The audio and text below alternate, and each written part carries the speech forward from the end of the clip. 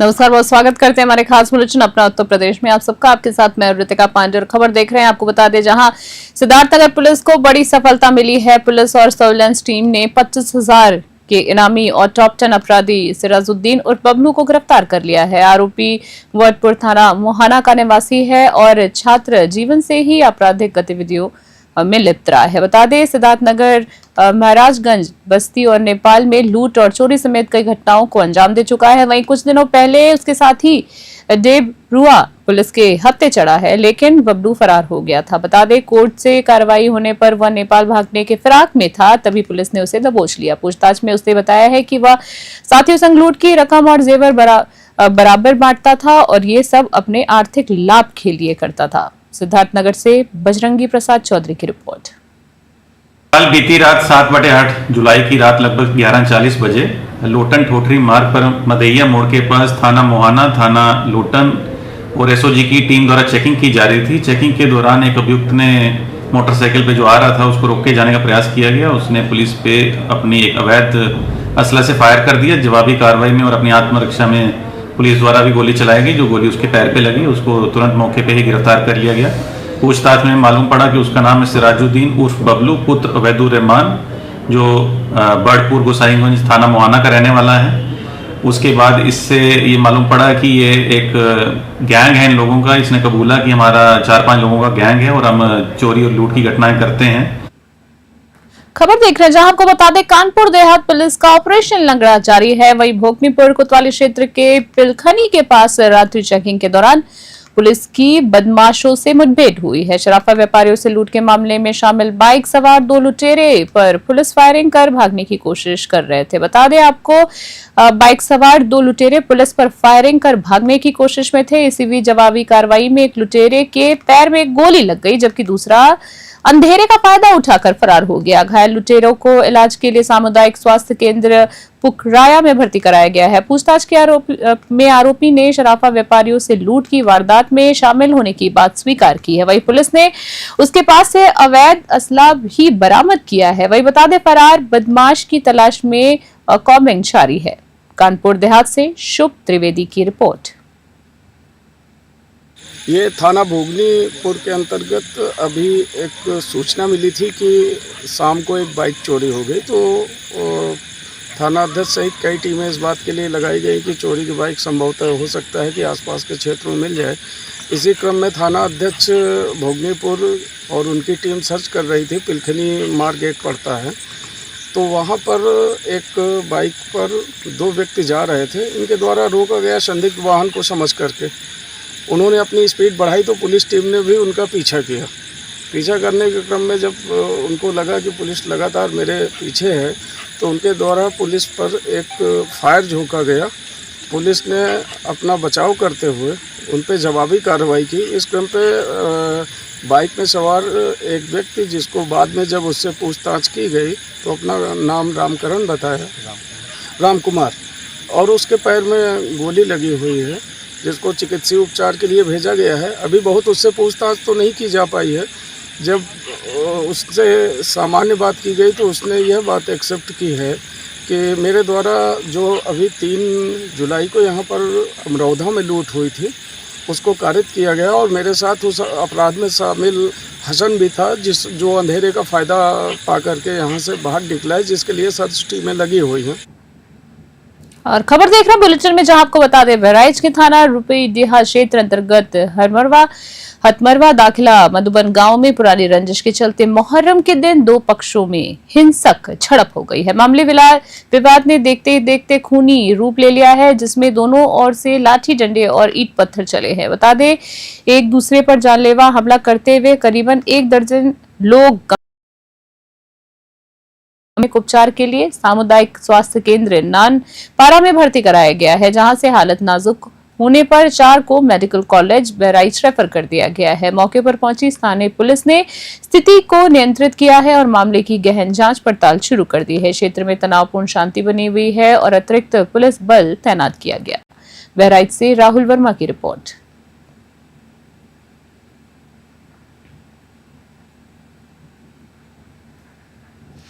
खबर देख रहे हैं बुलेटिन में अगली एटा से, जहां आपको बताते हैं एटा जिले के थाना मलवान क्षेत्र के गांव नगला रामजीत में बोलेरो कार की टक्कर से पैदल जा रहे युवक की दर्दनाक मौत हो गई है। हादसे के बाद मृतक के परिवार में कोहराम मच गया है। वहीं बता दें, मृतक के भाई ने गांव के ही एक युवक पर जानबूझकर बोलेरो से टक्कर मारकर हत्या करने का गंभीर आरोप लगाया है। घटना की सूचना मिलते ही पुलिस मौके पर पहुंची और शव को कब्जे में लेकर पोस्टमार्टम के लिए भेज दिया है। आरोपी युवक बोलेरो कार सहित मौके से ही फरार हो गया। पुलिस आरोपी की तलाश में जुटी हुई और मामले की जांच पड़ताल की जा रही है। वहीं परिजन न्याय की मांग कर रहे हैं। वहीं गांव में घटना को लेकर तनाव का माहौल बना हुआ है।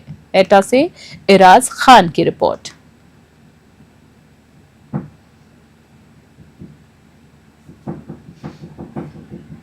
अगली खबर बुलेटिन में देख रहे हैं आप एटा से, जहां थाना कोतवाली देहात क्षेत्र के गांव जिरसिमी में युवक यतेंद्र का शव संदिग्ध परिस्थितियों में फांसी के फंदे पर लटका हुआ मिला है। परिजनों ने उसे आनंद फानंद में मेडिकल कॉलेज पहुंचाया, जहां डॉक्टर्स ने मृत घोषित कर दिया है। घटना की सूचना मिलते ही पुलिस मौके पर पहुंची और शव को कब्जे में लेकर पोस्टमार्टम के लिए भेज दिया है। प्रारंभिक जांच में सामने आया है कि मृतक पर भारी कर्ज था, जिससे वो मानसिक रूप से परेशान बताया जा रहा था।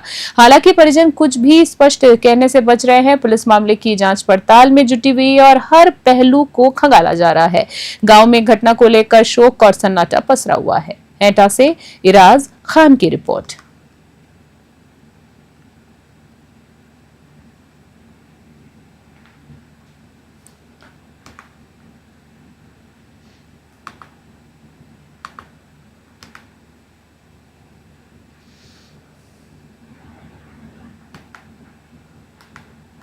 और इसी बीच खबर देख रहे हैं, जहां आपको बता दें कि संभल जिले में निजी स्कूल संचालक प्रशासनिक आदेशों को खुलेआम नजरअंदाज कर रहे हैं। बीते महीने 33 स्कूलों पर 1-1 लाख रुपए का जुर्माना लगाया गया था। बावजूद इसके मनमानी पर कोई अंकुश नहीं लगा है। स्कूलों को अब मॉल में तब्दील किया जा रहा है, जहां निजी प्रकाशन की किताबें और महंगी ड्रेसों बच्चों को जबरन थमाई जा रही हैं। साथ ही बता दी, डीएम द्वारा स्पष्ट दिशा निर्देश दिए जाने के बावजूद स्कूल प्रबंधन मनमाने तरीके से फीस वसूल रहा है। वहीं गुन्नौर तहसील के जाम पब्लिक स्कूल का एक वीडियो वायरल हुआ है, जिसमें नियमों की खुलेआम अवहेलना होती हुई दिखाई दे रही है। शासन के निर्देश पर डीएम ने संज्ञान लिया है, लेकिन कार्रवाई की गंभीरता पर अब भी सवाल उठ रहे हैं।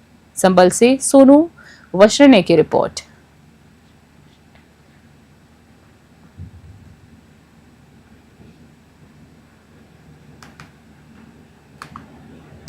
और इसी बीच बुलेटिन में खबर देख रहे हैं मुरादाबाद से, जहां आपको बता दें, मुरादाबाद में पति पत्नी के रिश्ते को कलंकित करने वाला सनसनीखेज मामला सामने आया है।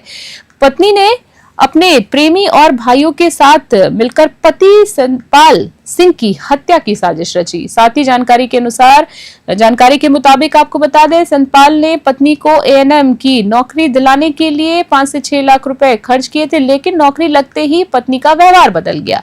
21 जून 2025 को पत्नी और उसके भाइयों ने मिलकर सतपाल पर लाठी डंडों से जानलेवा हमला किया। गंभीर रूप से घायल सतपाल ने मझौला थाने में एफआईआर दर्ज कराई, जिसके बाद पुलिस ने जांच शुरू कर दी है। साथ ही एसपी सिटी कुमार रणविजय सिंह ने मामले की गंभीरता को देखते हुए गहन जांच के आदेश दिए हैं। मुरादाबाद से ब्यूरो रिपोर्ट।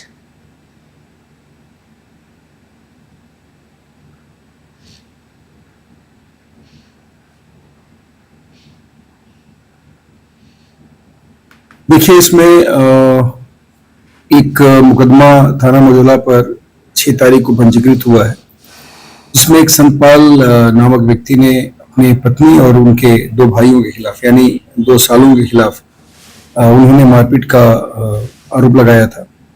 बेसिकली पति पत्नी का विवाद है, दोनों में मारपीट हुई थी और उसके बाद उन्होंने ये मुकदमा कायम कराया है। हम लोगों ने उनकी तहरीर पे सुसंगत धाराओं में मुकदमा पंजीकृत किया है। इसमें विवेचना की जा रही है। प्रथम दृष्टया छानबीन से ये पता चला है कि जो इनकी वाइफ है, ये एएनएम की नौकरी करती है और हस्बैंड वाइफ में दोनों में विवाद चल रहा है और इसीलिए संभवतः कुछ बात वहाँ पे कहासुनी हुई थी। और ये घटना भी 21/6 की बताई जा रही है, यानी अभी 21 पिछले महीने के 21 तारीख को। तो उसमें हम लोग गहराई से इसकी छानबीन कर रहे हैं और जो आरोप प्रत्यारोप है उसके दृष्टिगत जो भी साक्ष्य मिलेगा उसके हिसाब से हम लोग इसमें अग्रिम कार्रवाई करेंगे। बहुत गलत स्थिति में जब हो गई तब मैंने मुकदमा करवाया, नहीं तो मैं कभी ऐसा सोचा भी नहीं था मैं अपनी पत्नी के खिलाफ मुकदमा करवाऊंगा। क्योंकि जब मेरी शादी हुई थी मेरी पत्नी सन 2014 में, तो शादी के बाद मेरी पत्नी कहती थी मुझसे मैं पढ़ना चाहती हूँ, तो मैंने उसे पढ़ाने चाहता था और मैंने उसका एडमिशन करवा दिया मेडिकल कॉलेज में। तो एडमिशन करवाकर सर मैंने दिनों रात मेहनत की, होटल में भी काम किया, फर्म में भी काम किया, मैंने जहां जैसे मिला मैंने मजदूरी भी की और जैसे तैसे करके मैंने उसको पढ़ाई कंटिन्यू कराता रहा। मैं बाहर रहता गया, वो पढ़ाई करती गई। 2-2.5 साल में उसका कोर्स पूरा हो गया सर। उसके बाद वो कुछ समय के बाद एएनएम की भर्ती लिखी संविदा पे, वहां पे चली गई। वहां पे जाने के बाद वो 1 साल तो सही रही, लड़कियों के साथ मैंने छोड़ा था उसे, 3 लड़की मुरादाबाद की और थी। जैसे सन 2022 आया, 21 में पूरा सही रही, 20 में सही रही, 22 में जैसे आया तो वो मेरी वाइफ एक सुनील चौहान लड़का है, वो मेरे घर का ठीक सामने ही है, उसके संपर्क में आ गई और वो फिर उसके संपर्क में आकर उन्होंने रूम भी शिफ्ट कर लिया और दोनों एक दूसरे को पति पत्नी के रूप में वो किराए के मकान में रहने लगे। और वो रहने लगे। मैंने पत्नी से बोला कि तू रूम शिफ्ट मत कर, मेरा विवाद भी हुआ, विरोध भी किया, ससुराल में भी विवाद हुआ मेरा, ससुराल वालों ने भी नहीं माना, लेकिन वो अकेले रूम में रहने लगी। सुनील चौहान वहां पे जाने लगा और मैं जाता था, मैं एक बार कॉल किया कि मैं आ रहा हूँ, जितनी रूम शिफ्ट करा, तो उसने कह दी तुम आ नहीं सकते, आज आओगे तो बात खराब हो जाएगी, क्योंकि उस समय वो सुनील चौहान रूम शिफ्ट करवा रहा था, ऐसा लगा मुझे, जैसे मेरी पत्नी ने मुझे स्टेटमेंट दिया। तो वो करता रिया, फिर ये मैं भी बात करता रिया, अपनी पत्नी से भी बात करता रिया, लड़ाई होती रही मेरी और मैं अपने ससुराल वालों को कंटिन्यू, मैं 1 साल में कंटिन्यू विरोध करता रिया, जिसमें कि कोई भी मेरे ससुराल वालों ने नहीं माना। और वहीं बुलेटिन में खबर देख रहे हैं मुरादाबाद से। आपको बता दें, मुरादाबाद की भोलनाथ कॉलोनी में 3 दिन पहले हुई बारिश के बाद से जल भराव की समस्या जो है वो गंभीर बनी हुई है। गलियों से लेकर घरों तक पानी भर जाने से लोग घरों में कैद रहने पर मजबूर हो गए। वहीं जनजीवन पूरी तरीके से अस्त व्यस्त हो गया है और स्थानीय लोगों को भारी परेशानियों का सामना करना पड़ रहा है। स्थिति की गंभीरता को देखते हुए नगर प्रशासन ने पंप लगाकर जल निकासी शुरू करवाई है।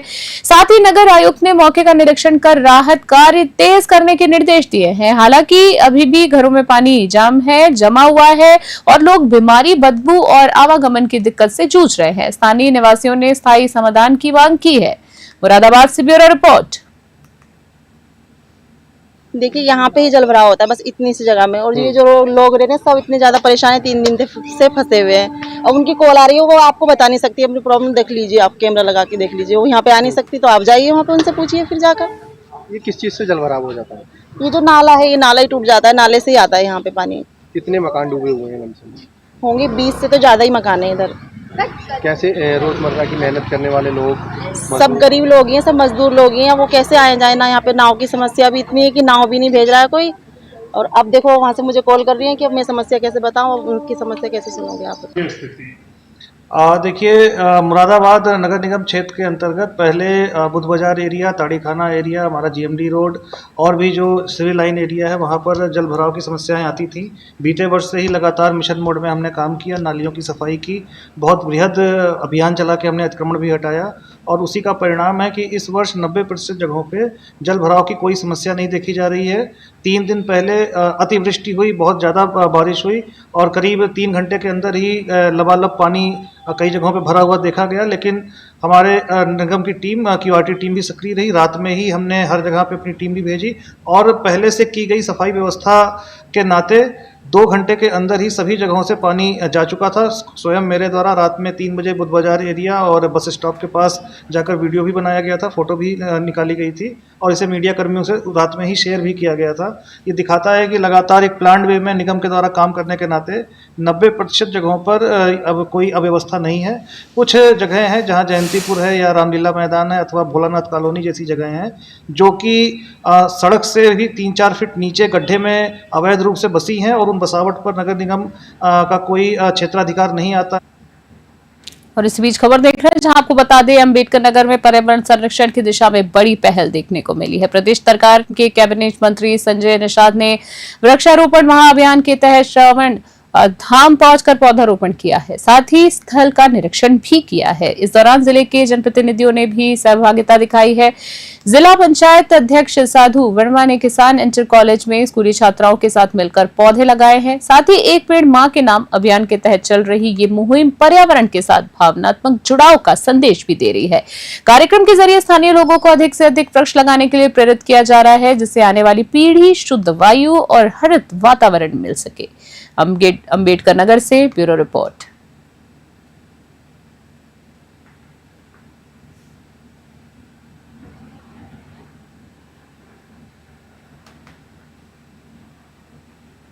खबर देख रहे हैं जहां आपको बता दें एटा में बुद्ध प्रतिमा टूटने की घटना पर समाजवादी पार्टी का विरोध तेज हो गया था।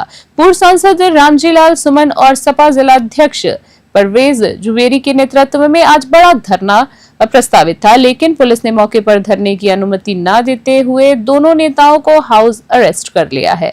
पुलिस प्रशासन ने तर्क दिया है कि आगामी कांवड़ यात्रा को देखते हुए कानून व्यवस्था बनाए रखने के लिए धरने की इजाजत नहीं दी गई है। सूत्रों के मुताबिक 3 बार बुद्ध प्रतिमा टूटने की घटना से आक्रोशित सपा कार्यकर्ता आज प्रदर्शन करने जा रहे थे। इसी को लेकर प्रशासन ने सैकड़ों कार्यकर्ताओं को नोटिस जारी कर धरने से रोक दिया है। इस घटनाक्रम को लेकर सपा कार्यकर्ताओं में नाराजगी देखी जा रही है और पार्टी नेतृत्व ने जल्द ही नई रणनीति की बात कही है। एटा से इराज खान की रिपोर्ट।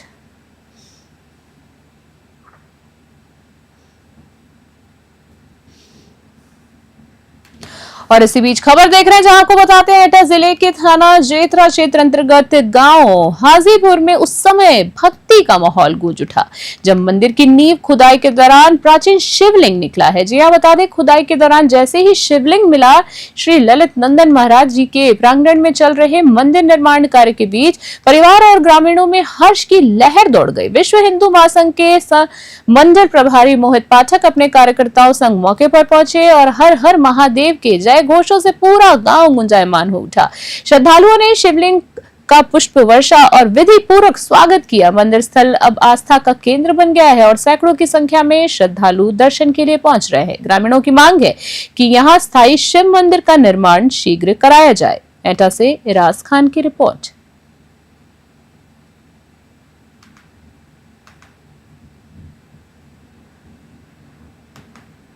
और इसी बीच खबर देख रहे हैं जहां सीतापुर में एक पेड़ मां के नाम 2.0 अभियान के अंतर्गत पर्यावरण संरक्षण की दिशा में एक बड़ी पहल देखने को मिली है। कारागार राज्य मंत्री सुरेश राही और प्रमुख सचिव राजस्व ने लखनऊ बरेली हाईवे स्थित सैन्य भूमि पर वृक्षारोपण कर अभियान की शुरुआत की है। इस अभियान में 8000 से अधिक पौधों का रोपण किया गया है। पूरे कार्यक्रम का उद्देश्य न केवल पर्यावरण संरक्षण था बल्कि मातृ भक्ति और सामाजिक सहभागिता का संदेश भी दिया गया है। नगर क्षेत्र सीतापुर में चलाए गए इस अभियान को लेकर आम जनता और प्रशासन दोनों में उत्साह देखने को मिला है। वहीं वृक्षारोपण अभियान को स्थानीय लोगों और अधिकारियों ने संयुक्त रूप से सफल बनाया है और इसे आगे भी जारी रखने का संकल्प लिया। सीतापुर से विनीत सिंह की रिपोर्ट।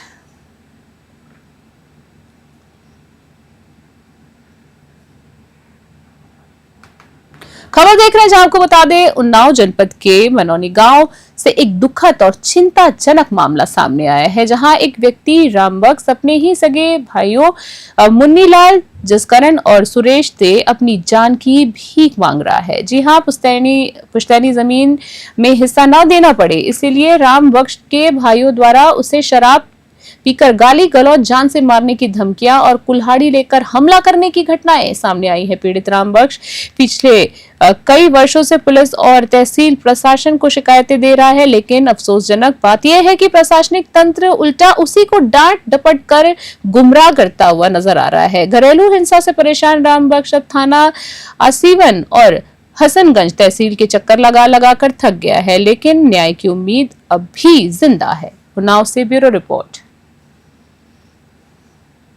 इसमें मामला ये है कि हमारे भाई लोग 3 भाई एक में हैं, वो ज़बरदस्ती गुंडागर्दी करके हमारा मकान जो है पुराना वाला उस पर ज़बरदस्ती कब्जा किए हुए हैं और ज़मीन जब आपस में कहते हैं 4 जगह बांट दो तो उसको बांटने के तैयार नहीं है और ऊपर से उल्टा सीधा मारते हैं। थाने में अगर रिपोर्ट करो तो वो हम लोगों पर ही 107 से 151 करके चालान कर देते हैं। पुलिस ये कर रही है। हाँ, और जब एसडीएम के यहाँ से भी एसडीएम साहब के यहाँ अगर कंप्लेन करते हैं वो भी थाने आती है तब भी वही होता है, 151 में चालान कर देते हैं।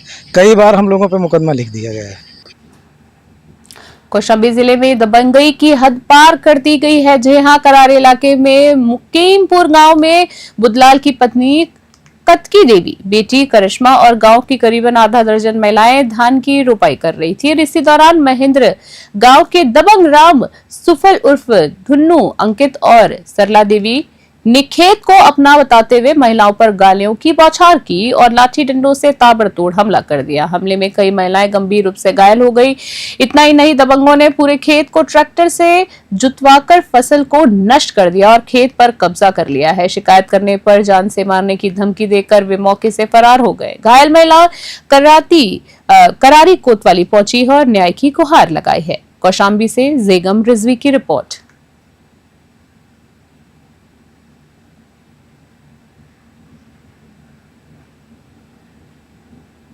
खबर देख रहे हैं जहां कानपुर देहात में पर्यावरण संरक्षण की दिशा में आज एक ऐतिहासिक पहल देखने को मिली है। यूपी कैबिनेट मंत्री राकेश सचान ने एक पेड़ मां के नाम अभियान के तहत विधिवत पूजा कर पौधारोपण किया है और प्रदेशवासियों से इसे प्रेरणादायक मुहिम से जोड़ने की अपील की है। मंत्री ने कहा है कि सरकार का लक्ष्य पूरे प्रदेश में 37 करोड़ पेड़ लगाने का है और कानपुर देहात में 25 विभाग मिलकर लगभग 60 लाख पौधे लगाएंगे। इसके साथ ही पिछले साल लगाए गए पौधों की स्थिति का भी आकलन किया जाएगा ताकि अभियान को सतत रूप से सफल बनाया जा सके। इस मौके पर उन्होंने किसानों, व्यापारियों, बच्चों और बुजुर्गों से कम एक पेड़ लगाने की अपील करते हुए कहा है कि यह पहल भविष्य की पीढ़ियों को स्वच्छ वातावरण देने की दिशा में एक बड़ा कदम है। कानपुर देहात से शुभ त्रिवेदी की रिपोर्ट।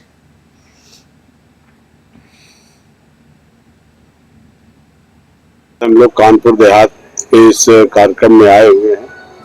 कानपुर में भी लगभग 60 लाख से अधिक का लक्ष्य यहाँ रखा है, जिसमें कि 25 सभी विभागों के द्वारा और सभी जन सहभागिता को जोड़ते हुए ये कार्यक्रम चलाया जा रहा है। आप जानते हैं कि पर्यावरण के लिए हमें पेड़ लगाना जरूरी है और जिस तरह से प्रेरणादायक अपील माननीय प्रधानमंत्री जी ने किया देशवासियों से कि एक पेड़ मां के नाम, इससे निश्चित तौर पर सहभागिता के लिए जन सहभागिता के आधार पर ज्यादा से ज्यादा वृक्ष लगाए जाएं और इनको बचाया जाए ताकि आने वाले समय पर हमारी जो पीढ़ियां हैं उनके लिए स्वच्छ पर्यावरण रहे।